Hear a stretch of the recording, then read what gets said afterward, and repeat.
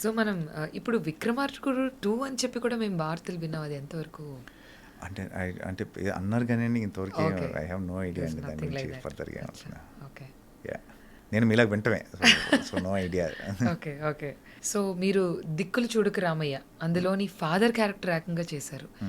So do you think as an actor పెద్ద రోల్ తీసుకోవడం ఎట్ అ స్మాలర్ ఏజ్ అదేమైనా నెగటివ్ అవుతుందా మన కెరియర్కి, లేకపోతే ఛాలెంజింగ్గా అనిపించిందా?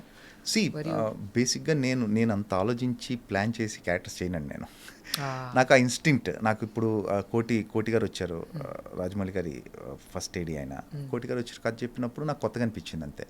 ఆ పర్టికులర్ టైంలో ఆ ఇన్స్టింక్ట్ ఏంటంటే ఇది బాగుంది కదా, ప్లస్ ఆల్మోస్ట్ టైటిల్ రోల్ అది, మెయిన్ రోల్. శౌర్యది నాది ఇద్దరిది మెయిన్ రోల్ ఆ సినిమాలో. సో నాకు చెప్పినప్పుడు అవును కరెక్టే కదా, వెరైటీగా ఉంటుంది కదా, ట్రై చేయొచ్చు కదా. అంటే యూజువల్గా ఏమవుతుందంటే చాలామంది వెంటనే కంగారు పట్టడం ఏదో జరుగుతుంది, ఫాదర్ రోల్ ఎందుకు ఏంటి. సో ఐ వాజ్ ఆ టైంలో నాకు అంత ఏజ్ కూడా లేదు, దరిదాపుల దగ్గర ఉన్నాను. బట్ నాకు కొంచెం చేయాలనిపించింది ఎందుకో, నాకు ఆ ప్లాట్ బాగా అనిపించి చేయాలనిపించింది. ఇన్సెక్యూర్ ఫీలింగ్ అంటూ ఏమీ లేదు. ఏమండి నేను ఐ థింక్ అంటే యాక్టర్స్ ఇన్సెక్యూరిటీస్ ఉంటాయి బేసికల్గా, రకరకాల ఇన్సెక్యూరిటీస్ ఉంటాయి. బట్ నేను ఎక్కడో కొంచెం ఆ విషయంలో కొంచెం ప్రశాంతంగానే ఉంటానండి. ఫర్ మీ నేను ఆ టైంలో ఫాదర్ చేయడం కానీ, నేను వచ్చిన రోల్ ఏది కూడా కొన్ని మీరు ఇప్పటికీ నమ్మరు, నేను సెట్కి వెళ్ళి తెలుసుకున్న రీసెంట్ టైం వరకు నేను సెట్కి వెళ్ళి నా రోల్ తెలుసుకున్నాను. ఇంకేం చెప్తాను, నా రోల్ ఏంటని కూడా అడగకుండా చేసినవి చాలా ఉన్నాయి. సెట్కి వెళ్ళే అంటే ఒక నమ్మకం అంతే, పిలిచారంటే ఏదో మంచిదే ఉంటుంది కదా. ఈ మధ్య అడిగి చేస్తున్నాను, బట్ ఏంటి అనేది అడుగుతున్నాం కానీ ఐఎమ్ నాట్ ఇన్సెక్యూర్ అని అంటే ఏం లేదు. I'm happy in that way. మీ పర్సనాలిటీని 3 wordsలో డిస్క్రైబ్ చేయాలంటే what are those 3 words that you tell? Easy going అని కొంతవరకు, ఈజీ గోయింగ్. ఎందుకంటే on the screen we see you as a villain. చాలా మందికి ఇప్పుడు మీకు విలన్ క్యారెక్టర్ చేయగానే ఒక నెగటివ్ మైండ్ సెట్ కానీ నెగటివ్ ఇంప్రెషన్ ఉంటుంది యూజువల్గా. ఇప్పుడు సూర్యకాంతం కానీ చూస్తూ ఉంటే నాకు కొంత లక్ ఏంటంటే అండి, నేను ఎక్స్ట్రీమ్ నెగిటివ్ రోల్స్ చేశాను. పోకిరి ఫిలింలో ఫ్రెండ్ రోల్ చనిపోవడం అవి కూడా ఉన్నాయి నాకు. ఇట్ హ్యాపెన్ అంటే లక్కీగా అలా కుదిరాయి. సో ఇప్పుడు కూడా నేను చేసే రోల్స్ నెగిటివ్ ఉంటున్నాయి, పాజిటివ్ ఉంటున్నాయి. సో ఎక్కడో ఫుల్ ఫ్లెడ్జ్డ్గా ఆ ఇంపాక్ట్ అన్నీ చేయటం వల్ల ఏమో కానీ ఎక్కడో somewhere in between I'm managing things. So ఈ రోల్స్ ఆ రోల్స్ వస్తున్నాయి కాబట్టి I'm okay with that. So as a person simple, humble and your అంటే హంబుల్నెస్ ఈజ్ లైక్ అంటే ఎదురోని బట్టి it's a give and take. అంతేగాని మనం హంబుల్ అవసరం లేదు, ఎందుకు ఉండాలి. What you get, what you give, you get it back. అంతే అంతవరకే. నాకు తెలుసు, నేను ఉంటా unless until. Yeah. So sir ఇప్పుడు సుకుమార్ గారితో మీ జర్నీ చేశారు ఆర్యా 2లో. మేము చూసాం ఎవరు అల్లు అర్జున్ గారితో మీరు సైకిల్ మీద మంచి సీన్, అది ఏ దోస్తి అనేది చాలా ఫేమస్ సాంగ్, అది పాడుకుంటూ సరదాగా వచ్చిన సీన్ మాకు ఎంతో ఇష్టం. సో ఆ డైరెక్షన్లో మీకు మంచి పేరు తెచ్చింది అది కూడా, ఎందుకంటే ఒక విలన్గా ఉంటూ మూవీ ఎండింగ్కి వచ్చేసరికి మీరు కూడా ఎంపథైజ్ అయిపోయి అందులో కామెడీ కూడా మీరు పండించారు. చెప్పాలంటే హ్యాపీ బర్త్డేలో హ్యాపీయే కదా, that's a very pretty one.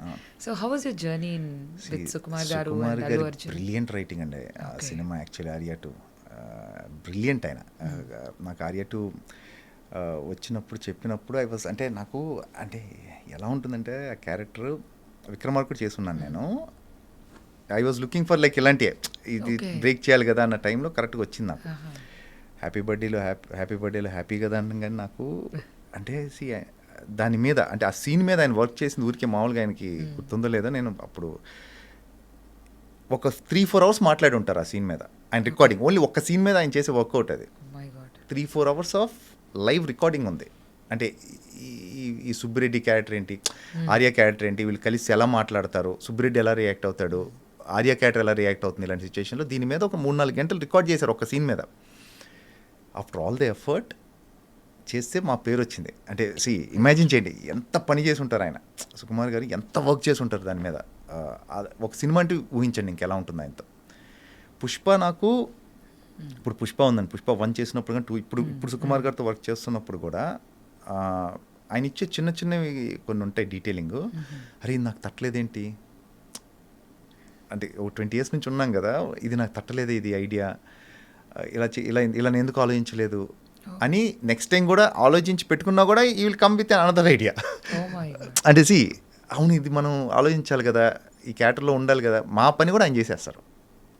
So నాకు సుకుమార్ గారి సినిమా కానివ్వండి, ఇప్పుడు ఇప్పుడు ఇప్పుడు రాజమౌళి గారు కానివ్వండి, వీళ్ళందరితో పని చేయడమే అక్కడే లెర్నింగ్.